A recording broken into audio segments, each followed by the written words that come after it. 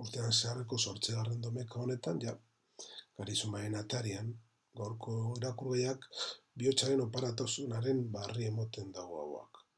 Domekako irakurgaiek gure hitzen balioaz eta gure bihotzaren benekotasunaz gogo eta egitera garoaz.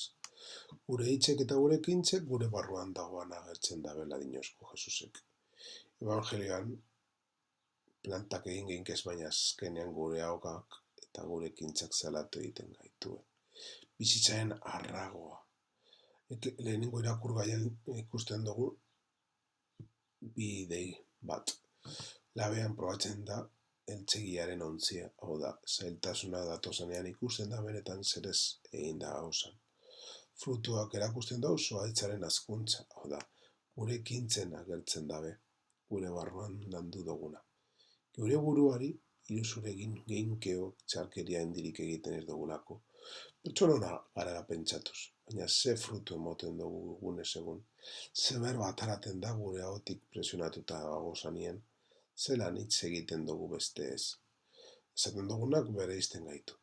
Gorko evangelioa Jesusen 3 irakaspen emoten duzkuz. Itxua bagaoz, ezin duguz besteak gidatu. Giatu leik itxuak bestitxu bat? Geldetu dau Jesusek. Zuzendu baino lehen, gure bizitzari begiratu behar dutzagu batzuen, bizkori bilten gara epaitzeko, baina motel gure burua zuzentzeko. Bestearen begien lastotxoa ikusteko faltsukeria. Erraza da besteen akatzak ikustea eta aitatzea, baina lehenengo gure buruari begiratzeko dinosko Jesusek. Inor kritika baino lehen, galdetu jogun gure buruari, eta ni zelan bizinaz. Bihotzak gure oaz.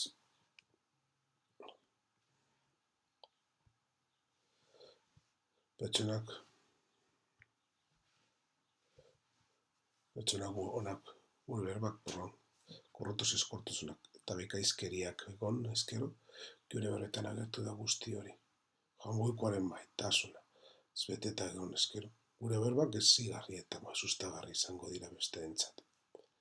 Pekatu eta heriotzaren gaineko garaipena.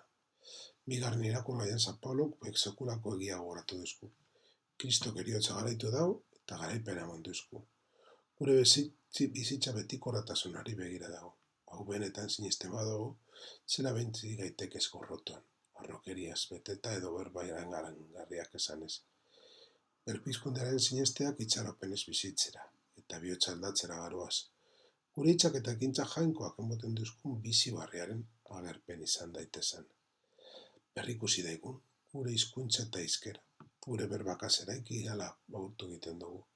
Ezko gorrak gara, ala itxaropena zabaltzen dugu. Ez dugu zan bestiek bizkorregi gaipaitu. Norbaite kritika gorretik, galdetu diogun gure gorregi maitasun, eta zuzentezenez jarduten diar dugun. Ikusi daigun gure bihotzean zer dagoan. Gure bihotzean gorroto bada, hori zagertu da gure hitzek eta egiteek. Gure bihotza jankoak maitasunez beteta badago, hori zeda agertuko duguna. Zen edo, gure hitzak agertzen dabe benetan nor garan. Kristoren benetako ikasle izan gura badugu, barrutik aldatu gaizala gure bihotza, eta berbak jangoikoaren maitasuna agertu daien. Eukaristonetan eskatu diogun jaunari, barruan zer dagoan, eta zer esaten dugun ikusteko zuzendu beharra badugu. Zuzendu eta frutu honak eman daiguzan. Gure bizitza, gure maitasunaren lekukotasunan izan daite. Egizu jauna mundu honetako gora berak bideratu daiguzela zure asmoen araberaren zuzentasunaren eta bakien. Eta moizu, lizari zure zerbitzu santuan zintxo erauteko posa. Toitzonek fede barriaren kontzeptu batzuk osparitzen duzkuz. Alde batera itzi ezin dugu zenak. Bake asmoa jangoikoarena da. Eta gu, otoitzaren jarrita.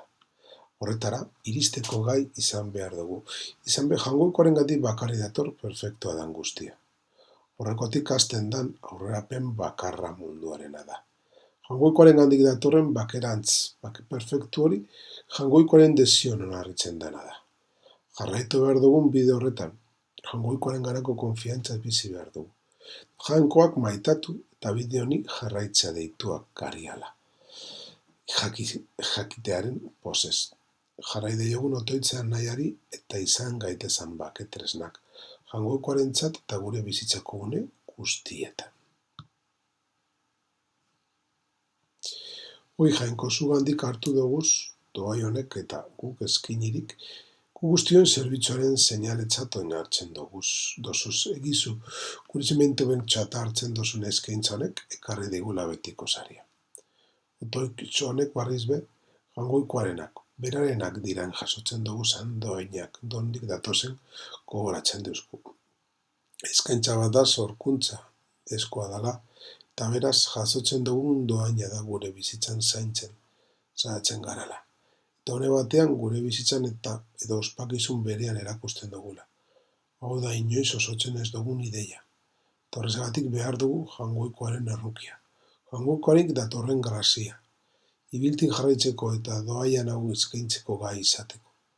Jainkoa bere erreinuaren kontenplatzea deritzagun hori eta predastatu edo dasta hau erretik laguntzen deuskuna.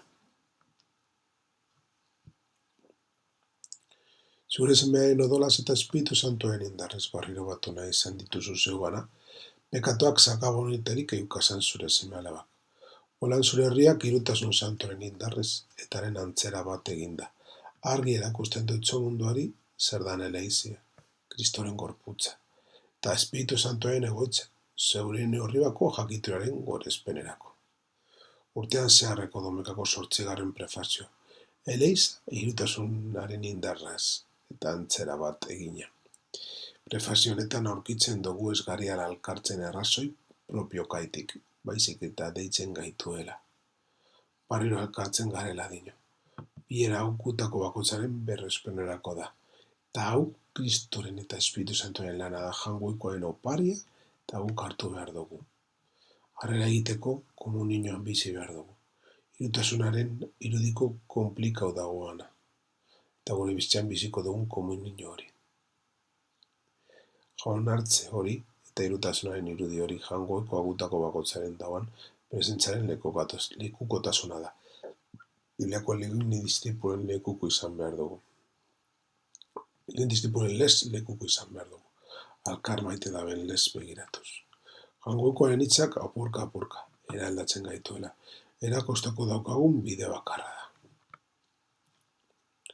Zure doai salbagarriak harturik apalik eskatzen dugu jauna. Zure errukia orain janaritza sakramentoa emoten duzkuzulez, zure bihotz honez betiko biziaren jaube egin gaizu zala. Otoitzonetan, batzuetan bere dimensio osoan ikusteko gaiz garan egia. Bategaz hasten gara, Eukaristiaren doaia da. Parda egun, daikegun gero edo daikegun oparia. Azetzen eta endatzen gaituena, hau da. Korpuz eta espirituaren Kristoren distipuluen bidean ibilten jarraitzeko. Harrera horrek, kontzientziago egiten gaitu, jaungoikoaren errukia, jaungoikoaren erreinuko betiko bizitzara lez bideratzen gaituen grazia, bizitzeko gutako guztien bidean.